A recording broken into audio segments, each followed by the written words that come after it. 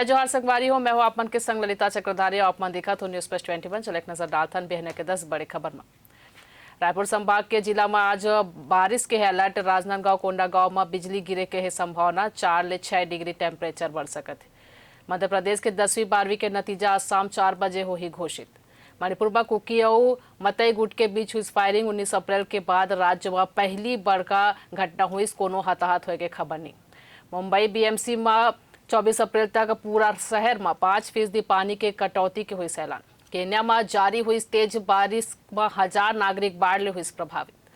जम्मू कश्मीर के बांदीपोरा में सुरक्षा बल और आतंकी के बीच हुई मुठभेड़, सेना के एक जवान घायल। अरुणाचल प्रदेश के 8 मतदान केंद्र में आज फिर ले हो ही मतदान।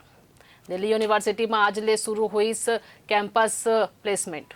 डीआरडीओ बनाई सबले हल्का बुलेट प्रूफ जैकेट। स्नाइपर के 6 गोली नहीं भेज सकी। आईपीएल 2024 में लखनऊ चेन्नई सुपर किंग्स ला 6 विकेट ले हराइस। ऐसा नहीं जम्मू खबर पर दिखा तो न्यूज प्लस 21 आप मन के हक के बाद।